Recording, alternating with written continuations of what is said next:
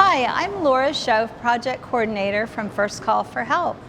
Today we are doing a fundraiser called Chef's Cuisine, and it's to raise money for people in Ellis County struggling with homelessness. We are building 4 different units that people can live in up to 6 months, and during that time we'll help them find a job and a stable place to live, and then they can transition out to their own place.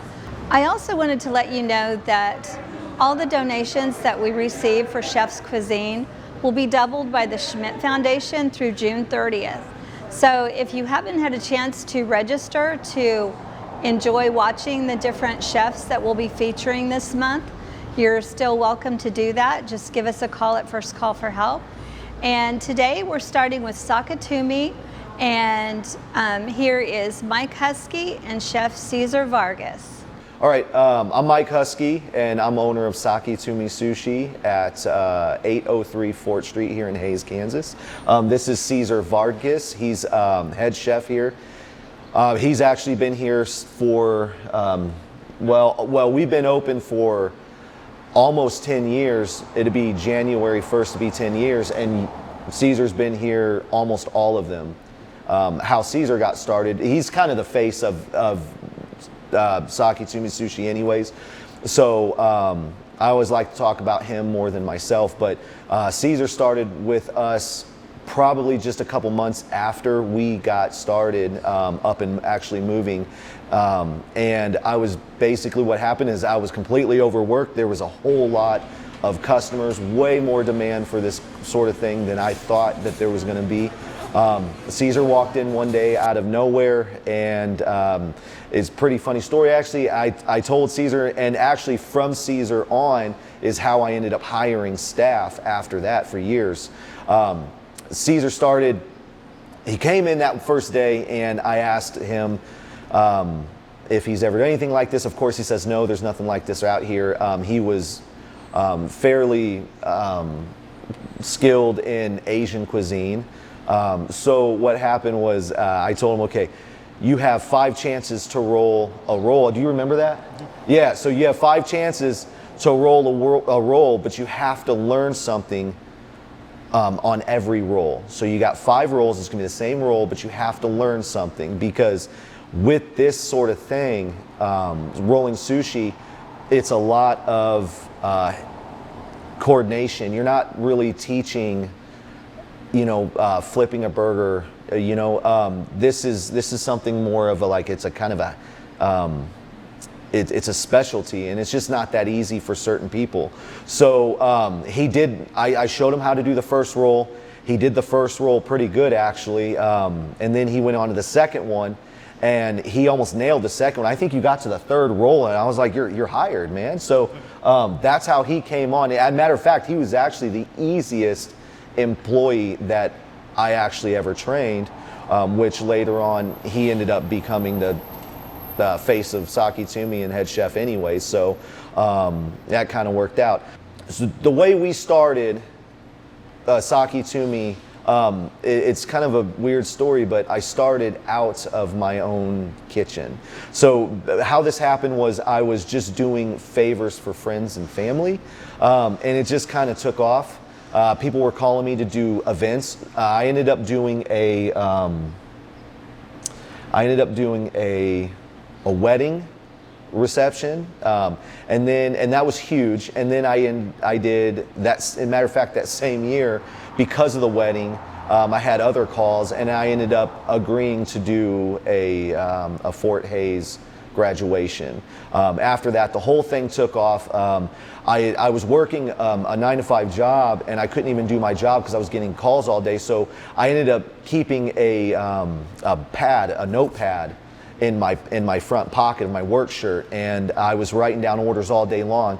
So after I was done with work, I would get off, I'd run home. Sometimes, actually, I would, on my lunch break, start rice because I didn't have the time. Rice takes forever to cook because you got to wash it, you got to let it dry, then you got to soak it, and then you got to cook it. So I would start that process on my lunch break, and by the time I got off work, I'd have 20, 30 rolls or orders that I ended up having to do. And these orders were like 9, 10 rolls an order on most of them. So I would get home, I would start the process of this stuff in my own kitchen, and I'd be up till midnight still rolling sushi for customers. And I would always tell them too, I can't take any more orders tonight because, I mean, if I did, you wouldn't get your sushi until midnight or 1 o'clock. And they would always say it's fine. So believe it or not, I would roll sushi that late at night and get it to customers. So that was how I realized there was a demand for sushi here. There wasn't any sushi here at the time. So I figured I didn't know anything about running a restaurant. I didn't think that I'd be any good at it. I still don't even know if I'm any good at it.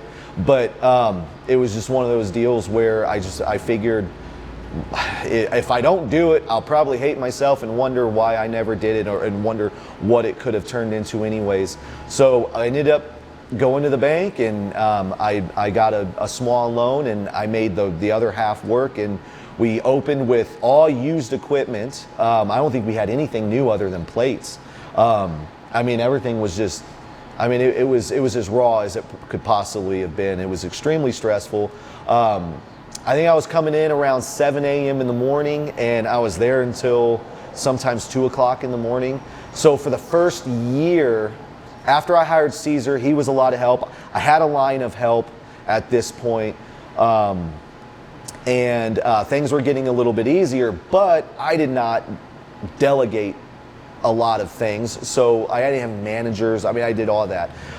So I was there early, first in, last out, and it just, the hours got to me. I remember in that first year, we had a rug in there. It wasn't a rug, it was a mat, right? It was one of those mats, for people to wipe their feet on.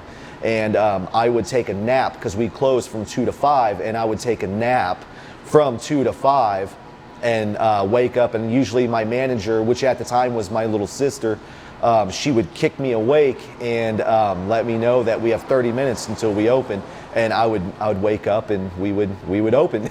So yeah, for the first year, that was my kind of learning process into how to, how much I could possibly take.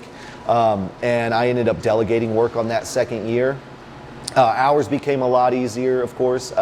It turned into more of a normal work schedule, but it was still 12-hour days, 12, 16-hour days, but it wasn't 20 like it used to be.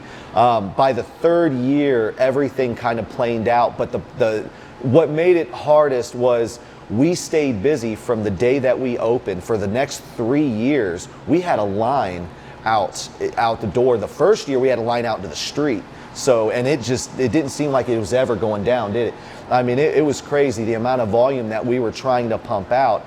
And no matter how fast we were trying to take care of customers, it almost seemed like we were slowing ourselves down by it too. That's the crazy part about it, because now, I mean, we can take on, we'll take on a Friday night, and I mean, we'll be singing and dancing over it like it's nothing. But over there, for some reason, I don't know, it's kind of weird how, they say you tip in a certain way, and, we actually kind of did. Because the busier we were, it seemed like the longer it took to get customers, rotated. I remember one customer was really angry at us because he waited, it was like an hour and a half, and I don't blame him for being mad, but after he ate, he came up to me and apologized for being angry, and he said this was the best sushi I've ever had. So I thought maybe then we actually had something, and that was probably, I think that was probably in the first couple months. I think that was in the first 3 months that we were even open. So yeah. Well, anyways, we've just been growing ever since. We outgrew the first building. The second building that we were in was on Vine Street. Everybody knows us for being up there. That was more of a, that was kind of one of those things that it was temporary, that we knew that was a temporary building. That building was really just to get us here. we tried to actually get in this building after the very first location that we were in, but we couldn't seem to get this building from the owner.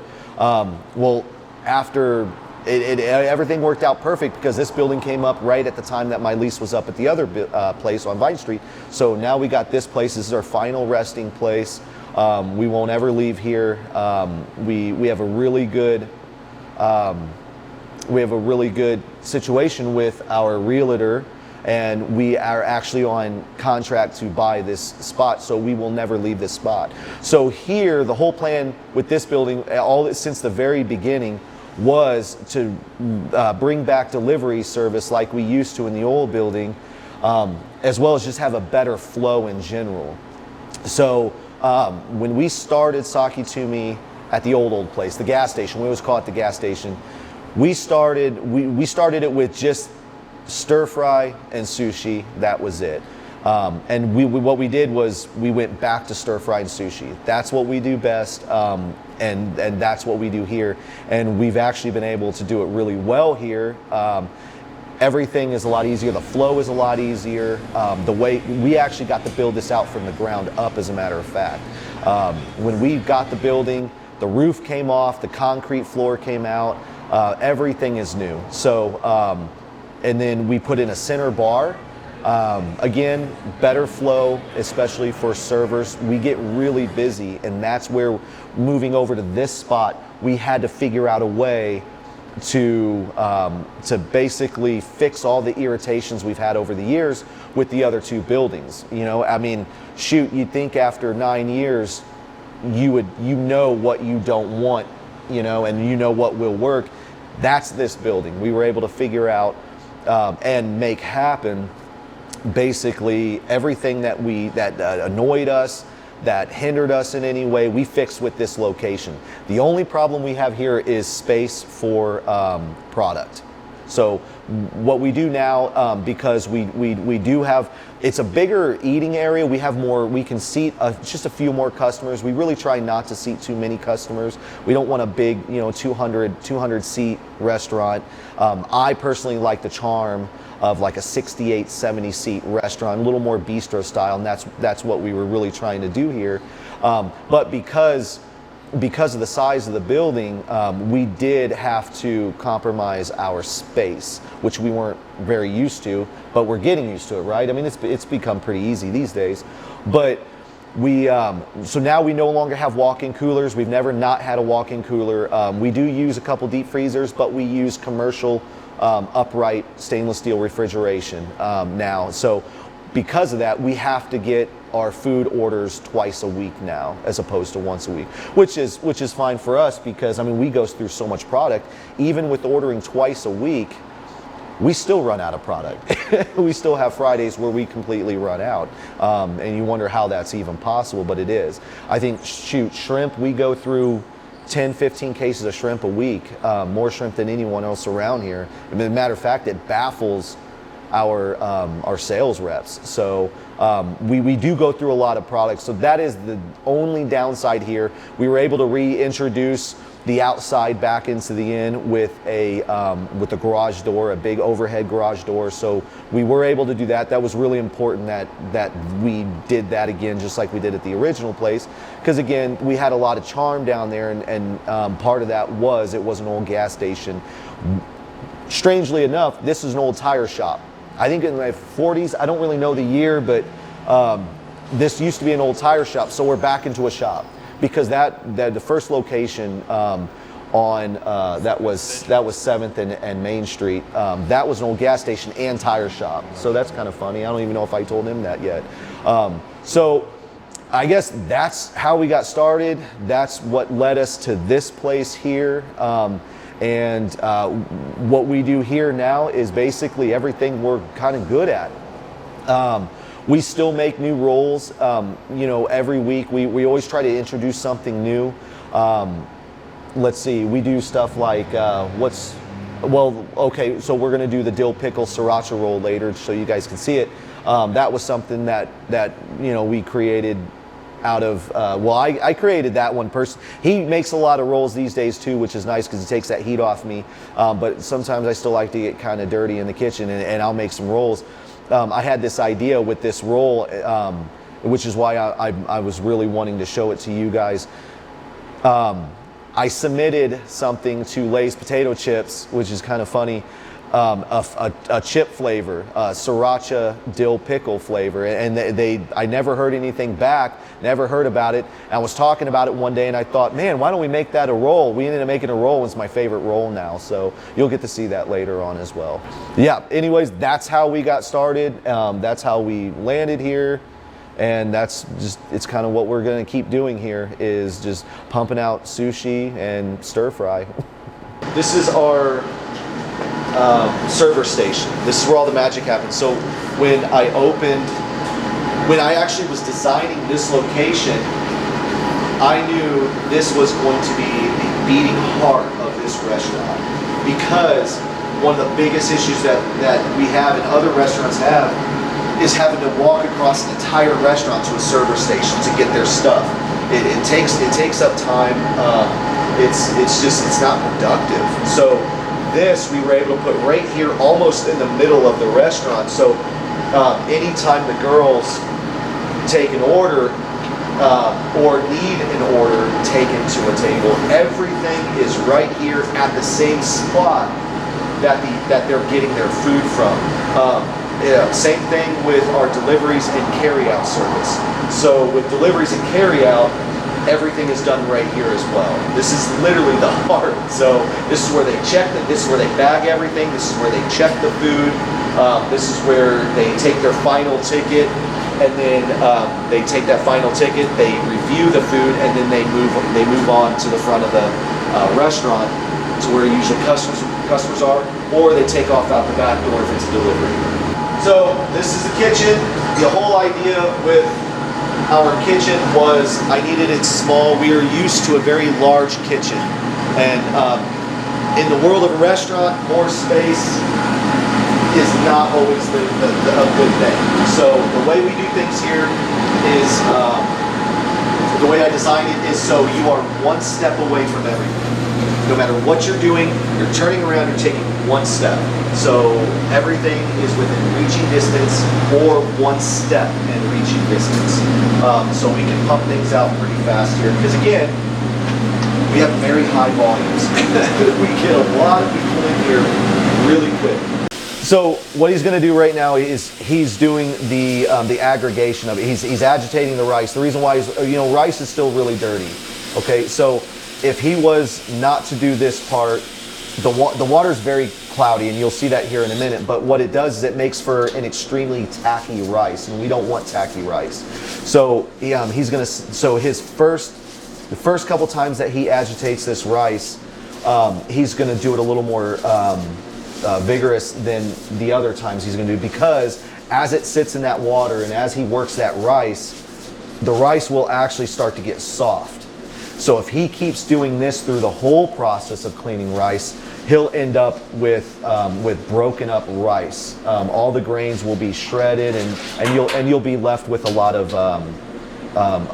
tacky rice. So that's the stuff that we want out of the rice. We just want very, very clean rice. Funny thing, that's actually, we actually drink that. That's rice milk. If you've ever heard of rice milk, that's exactly what rice milk is. So now he's going to do it again, and you're going to see every time he does this, the water is going to be less and less cloudy. So what we do is we do this every single time. We do it until the water is clear. When that water runs clear, then we'll start with the next part of the process. So he's going to keep agitating that rice. So basically, anything that's connected to the outside of that, that's stuck to the outside of that rice, which I just always figured it was just starch. It's just extra starch. So every time he does it, he's going to do it lighter and lighter every single time. So because again, we don't want to break up the rice grains.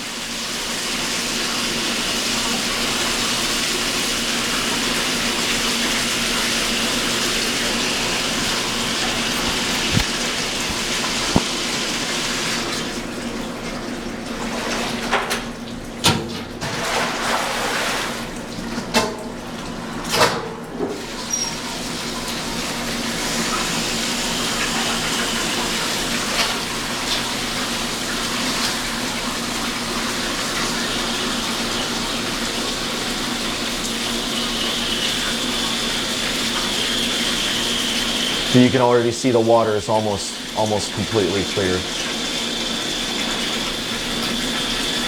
So he'll probably do that just a couple more times here, just for all the extra cloudiness.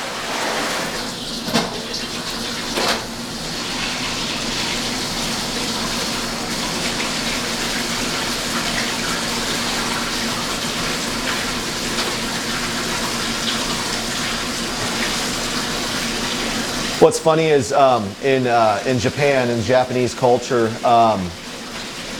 sushi chefs, they have to do rice for like 7 years sometimes before they're even allowed to touch a knife. And that's funny because here I usually give a new employee, if we're training them to do sushi, we'll usually just give them a couple of days. They really need to be good at it because, I mean, this is the life of that sushi line. Without good rice, I mean, vegetables are always the same, you know, but you can mess up rice really easily just by being off a little bit of water. So now what he's going to do is, the reason why he's doing it, moving all the rice to the side, is he's getting more surface area for drying, right? So rather than just have the flat top, now he's got more area for dry. So this is going to dry, I think you probably dry for what, 20 minutes? 20 minutes. So it's going to be about 20 minutes of drying. After that, he's going to measure out water, and then he's going to soak it for another 20 minutes. So, so it's the same amount of time. So when we soak, when he actually uses water, the crazy thing is if you are off by just the smallest amount, it affects the rice for the rest of the day. So that's why it's so important that anybody new that we bring on, that they learn right away how important this rice is and getting it right the first time. Because us messing up rice for a shift is absolutely devastating. So that's almost like having to tell people we don't have food. So that's why it's so important. And of course we sped the process up for you guys, but that's our process. So again, after that, we're gonna soak it. He lines it. He'll line the actual cooker with a netting. He'll put the water back in, then he'll put the rice in, and then he'll fill the water up. Again, equal parts water to the rice, and that's going to soak for the same amount of time.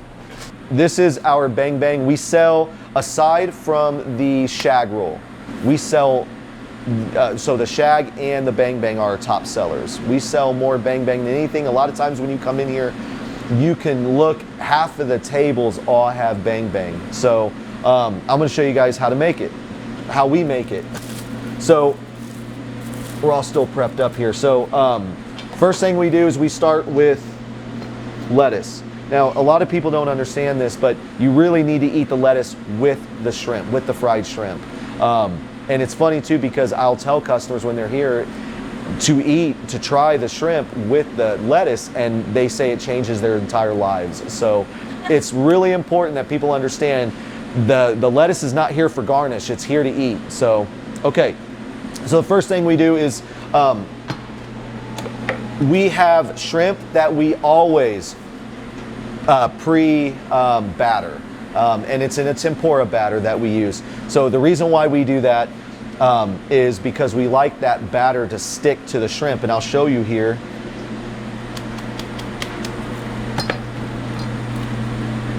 See, it's nice and sticky. This is what we want. This is how we get the such a good breading on the shrimp.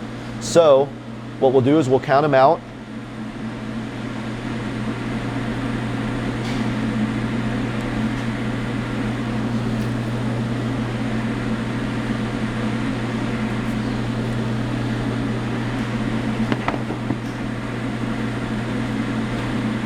Okay, we usually do 30 shrimp. I could be over, I could be under. We really try to be more over than under, of course. So then what we do is we come in here. This has been a very difficult thing to figure out since we started, and it took us years to figure out a clean process. to make bang bang shrimp, and this is the process that we ended up settling on after years of this trial and error, right? So then we come in here, and what I like to do is I like to squeeze the shrimp. We also make sure that none are sticking to each other, and we do this even on a busy Friday night or Saturday. So then we come in here and we throw the shrimp in the basket.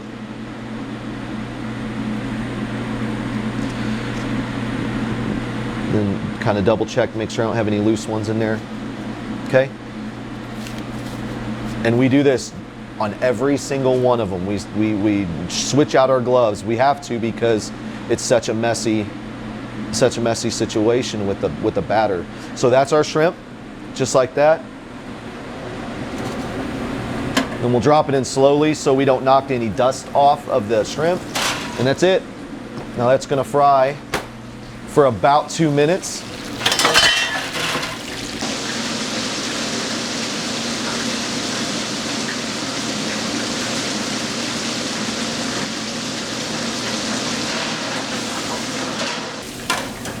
So we pull it when it is golden brown.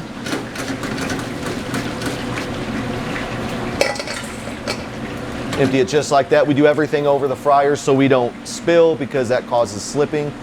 And then we come over here to our bang bang sauce. Now, the bang bang sauce is also a sauce that we've altered over the years. So the first time I've ever had bang bang, I was in Kansas City, and it was good. The problem is it was very mayo-y. I didn't like how much mayo there was in it. So we have altered the recipe a little bit. It's 3 ingredients, right? It's mayo, sweet chili sauce, and Sriracha. That's all it is. Anybody can make it, but getting the ratio down to what you like, your taste preference. So do a little bit of sauce, and then we always toss with a spatula.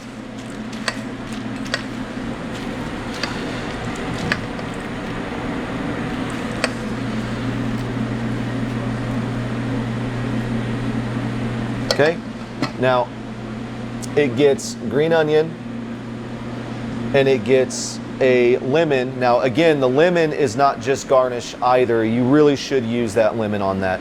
And that is our bang bang that we are so known for. Okay, so we're gonna start with a classic. It's the California roll. Everybody knows or has heard of the California roll. It's very simple. It's a great introduction roll as well to people who have not had sushi. So we're gonna get started. So Cesar, we always start with nori. Nori is toasted seaweed. So it's essentially dried out, toasted into a sheet of paper. So he grabs a ball of rice, usually about the size of a baseball, essentially, right? So he'll spread it on evenly.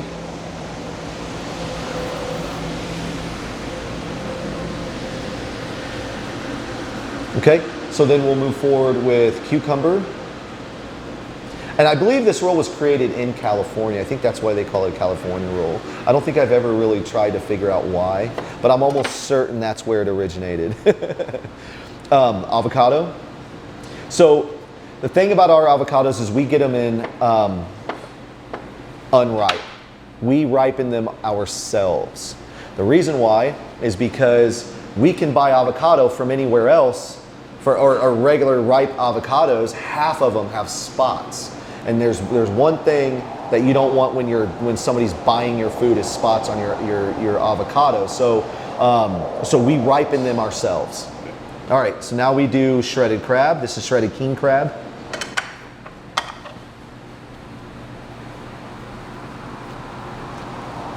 And this is that part I was talking about earlier where you just learn the technique of rolling. Because again, that's what you learn when you learn how to do this. You're learning a technique. You're not learning times, like how long to put a steak on. You're learning a technique. So he flips it. He's forming it now. He'll fix the ends so it's nice and clean. We always dip the knife in water. That's so it doesn't stick to the sushi rolls. Okay, most rolls are 8 pieces. Now he's going to clean his knife because that sticky stuff will cake on throughout the day and make his life really bad. So then he reforms it, makes it look pretty again.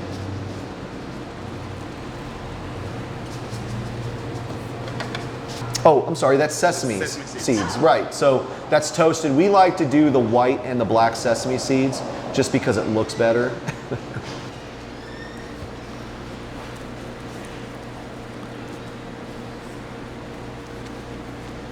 So next is a shag roll. We sell more shag roll than anything, which is why we have the shag roll back there on the wall, highlighting our top seller, what we have actually become absolutely known for. So, okay, starting with nori, he always wets his hands. That's so the rice doesn't stick. He's got his ball of rice.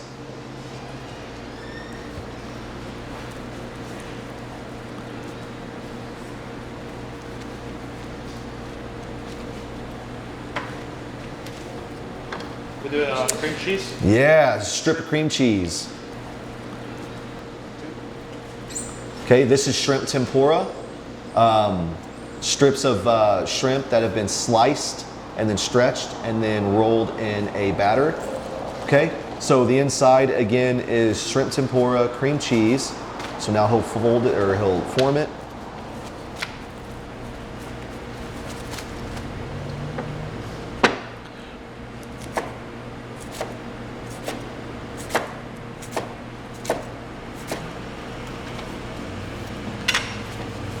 Now he'll fix the structure of it, because again, everything we do around here is aesthetic.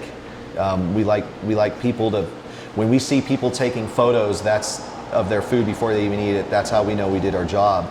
So that is tempura flakes. Essentially what it is it's tempura batter that's been drizzled over the oil, fried, and then scooped out. So we just call it crunchy, okay? So then we do a bunch of crab over the top. This is why we call it the shag roll, right? So it's a big roll. So we got spicy mayo, which we do make in-house. Actually, I think 90% of our sauces we all make here in-house. Eel sauce, we used to make eel sauce. We just got tired of the sauce boiling over. We get so busy in the morning. So the reason why this is called eel sauce, just so people are aware, because this is one of those things that makes people really think. That's the shag roll. The eel sauce is essentially brown sugar and soy sauce that's been boiled down with eel bones in it, and then the eel bones are taken out.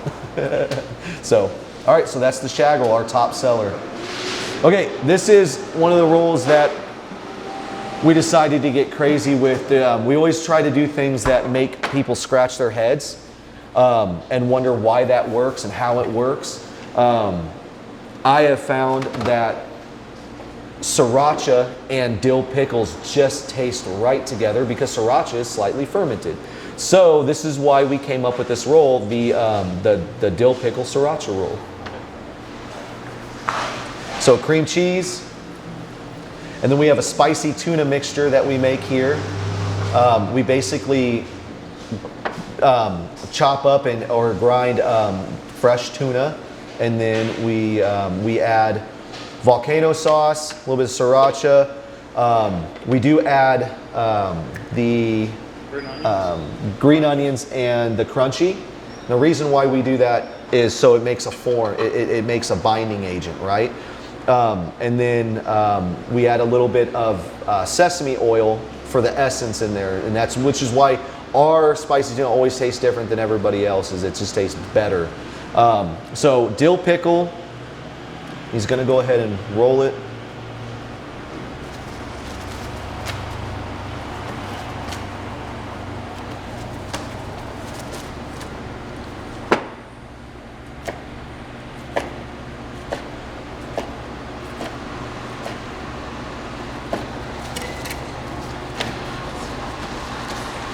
Just like usual, he'll fix it.